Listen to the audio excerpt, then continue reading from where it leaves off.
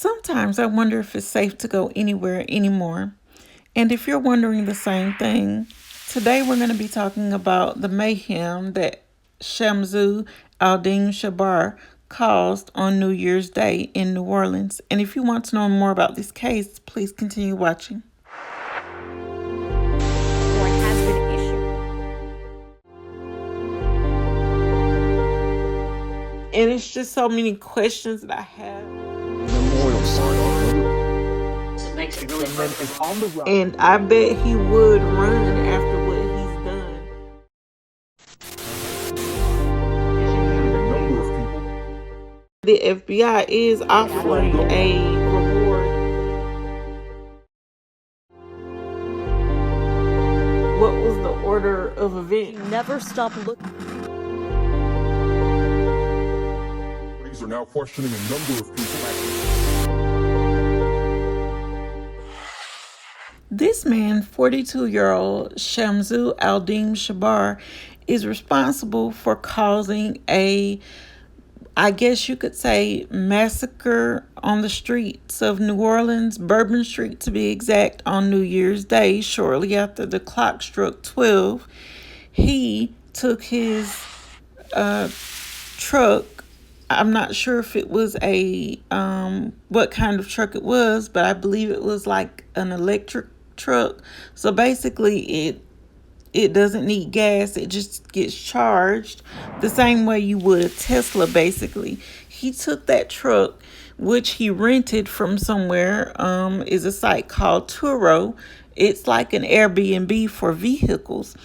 He took this truck that he rented and decided to run down the people on Bourbon Street. And when he didn't feel satisfied with his actions, he then took out his, what I believe to be an AR-15, and shoot at people. And two of the people that he shot were police officers, but fortunately they survived. And the last thing that I heard as the recording of this video, which is January 2nd of 2025, those officers were in critical condition, and the number of people that he injured was believed to be 30, and the number of people that he killed was believed to be 15. But they said, and as we all know, the toll of the deaths may rise. And it is also said that this man, who is very deranged in my opinion, he had plans to get his family together under the assumption that they were going to have a New Year's celebration, and he was then going to kill all of them. But instead of doing that, he decided to go to Bourbon Street as an alternative option instead of killing his family, which I can not understand why you would want to kill your family. But it is said that it is believed that he did all of this because his wife left him and she moved on and got married to someone else, I believe. And so after this, he became interested in the group ISIS, and they were able to brainwash him, and they were able to get him to, I guess, carry out this attack as a way to prove that he was loyal to the group. And there is also video circulating online where you could see that there is a flag that is known to represent ISIS in this truck or on the vehicle somewhere. While he was using that vehicle to run over the people on Bourbon Street, you could see this flag. I guess it was very visible.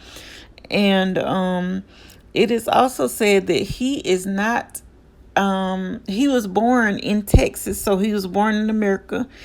So he wasn't an immigrant like most people believed him to be.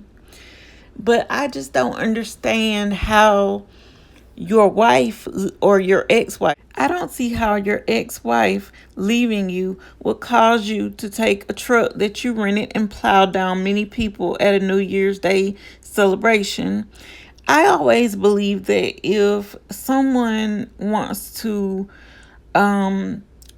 harm someone or delete someone from the planet, don't delete anyone else. Delete yourself off the planet. I mean, I know it's not the right thing to do, but don't drag somebody else into your misery and delete them, because all those people wanted to do was go to Bourbon Street and celebrate New Year's Day with their friends and even people that they did not know.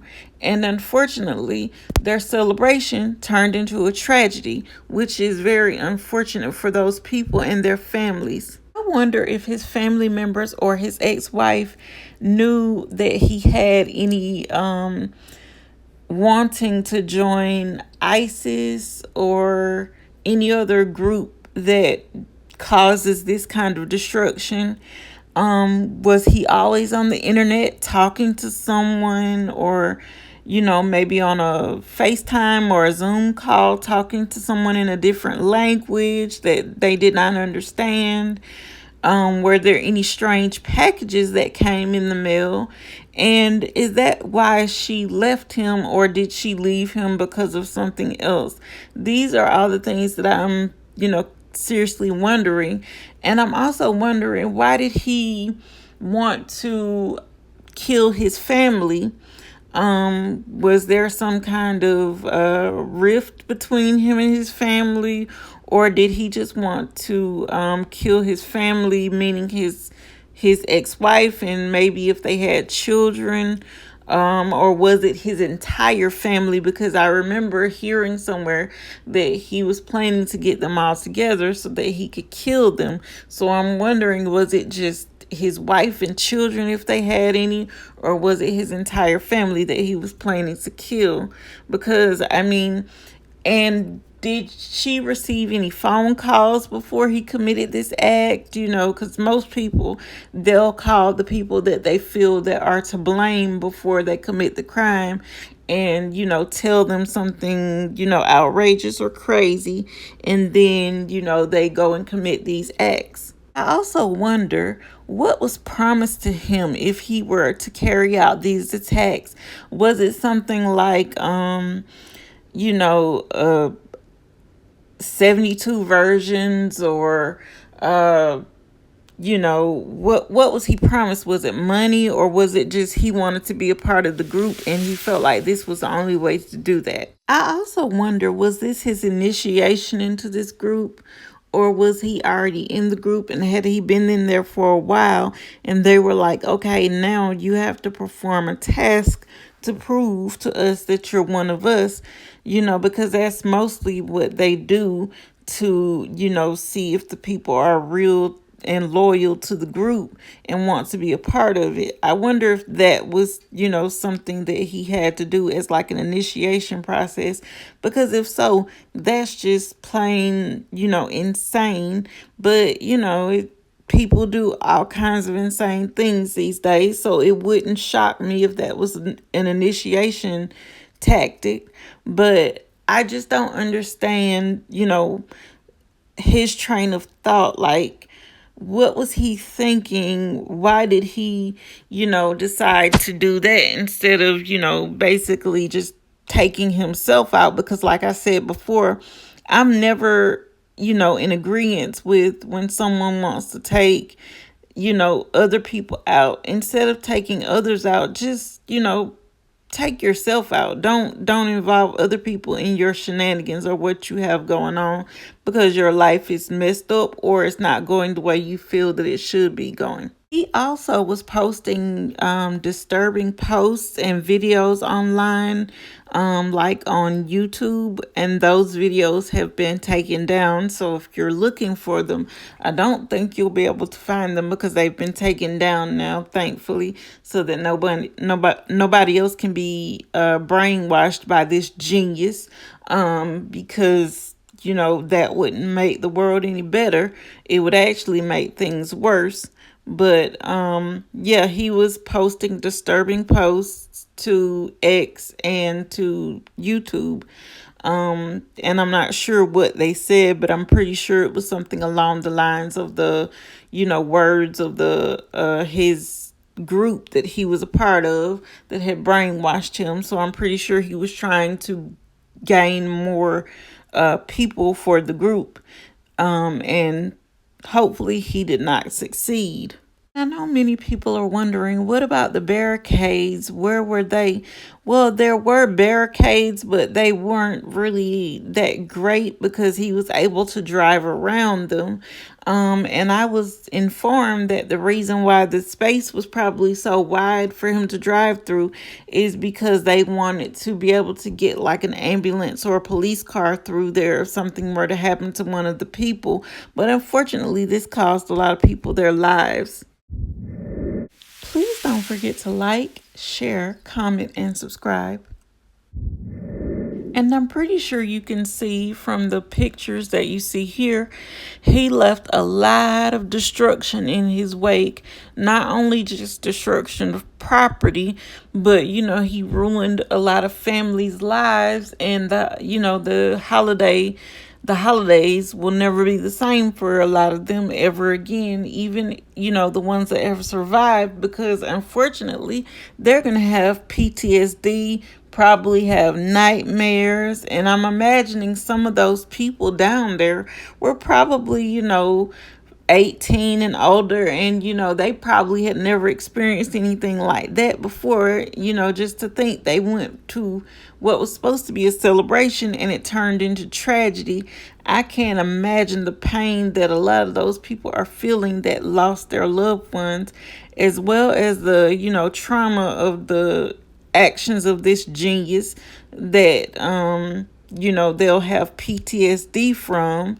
I just can't imagine what those people are going through and are going to go through, especially those officers that were only trying to do their job and got injured in the line of duty. Unfortunately, I hope that, they can find some peace and comfort in knowing they did the right thing, and that'll help them on their journey to recovering faster. Because I know that they want to get to the bottom of this as well as everyone else. But I also have to wonder, did they find a manifesto? Did he even leave one? Because the home that he apparently used, which was, I think it was like some kind of Airbnb type deal.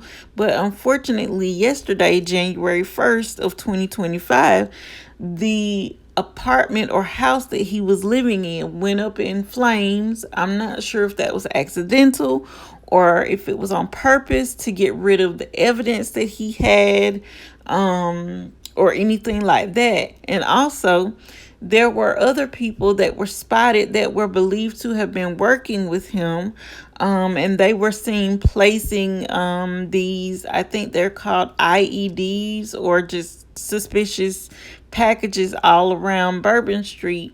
And I'm guessing that those were bombs, and they were supposed to blow up, and cause much more damage. But thankfully, the bomb squad got to them just in time to, basically stop that from happening. And, so he didn't succeed there, thankfully.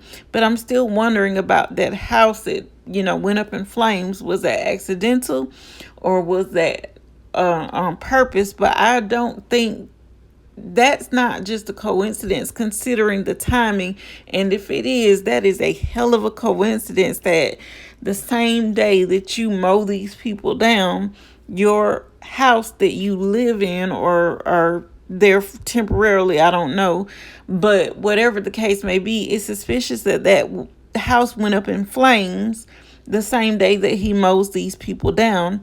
I'm wondering if it was, like I said before, to hide evidence, because I just don't think that this is maybe, his first crime that he committed, and maybe some of the evidence was in that house to tell what else he had done. But it is mighty funny that, he got off as easy as he did by being shot by the cops, because I believe if he wouldn't have been shot and killed by the cops, he probably would have killed himself in jail or prison, because he knew what was waiting for him, because ISIS can't protect you once you're behind those bars, you know. So you have to basically depend on yourself to protect you. But seeing as he was a coward and did what he did and ruined all these people's lives, I don't think he would have been willing to go to jail or prison just freely. I think he would have taken himself out. And that's just, the way I see it. But I'm wondering, if his parents are still alive, did they ever see any like signs of mental illness with him? Did they ever see anything like this coming, like him wanting to fit in with some type of big group? Or, what was the issue for him? I don't know if this story will have any more updates, but if it does, I will be sure to try to get them out to you guys as fast as possible. But unfortunately, guys, that brings me to the end of today's video. If you like today's video, please don't forget to leave me a thumbs up. Please don't forget to leave me a comment down in the comment section below. And as always, guys, if you are not subscribed to this channel, before you leave, please make sure that you subscribe, because it helps this channel out so much and it helps us get out to people that don't know we exist. So if you could, please take a moment to subscribe before you leave. But until next time, guys, thanks for watching, and I'll see you on the next one.